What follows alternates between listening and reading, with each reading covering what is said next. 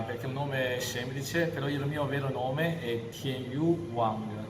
Allora, noi ci troviamo a Caselle di Santa Maria di Sala, l'attività che tu hai, che attività è, da quant'è che la segui? Allora, questa attività è una caffetteria, un bar normale, si chiama Bar e Aveccia de Spade.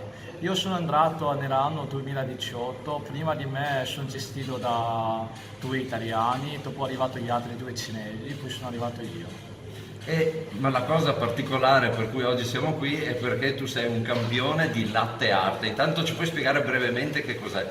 Allora, latte art è disegnare con latte su caffè, su cappuccino. E la prima volta che ho visto cappuccino mi è piaciuto subito, quindi il mio sogno è diventare un barista, fare cocktail e cappuccino.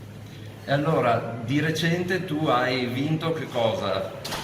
È praticamente un'azienda che si chiama Latte Art Gratin, è un'azienda italiana che rivela la capacità di disegnare sul cappuccino.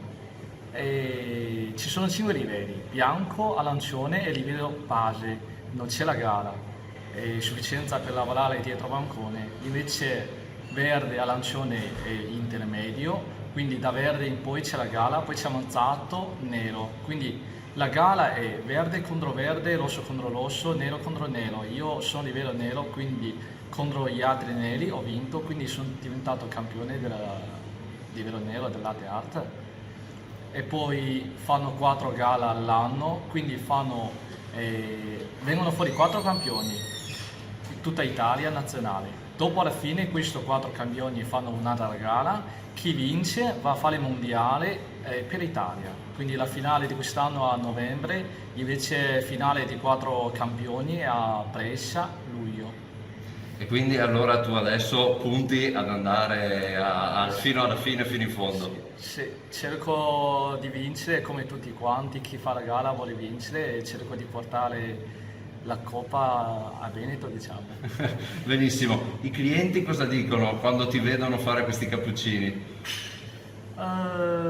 Piacciono soprattutto le femmine che fanno la foto e pubblicano, perché inizialmente faccio cuore una rosetta, è normale, alcuni sono bravi, lo fanno, però all'ultimo momento, siccome sono fatto corsi, mi sono impegnato, comincio a fare i disegni difficili, tipo unicorno, cavalluccio marino. Allora, questa cosa qua di solito lo vedono solo su Instagram e internet, quindi sono molto interessante. E poi soprattutto quando hanno visto che ho vinto io, allora hanno capito che perché tutti i giorni faccio questo allenamento magari.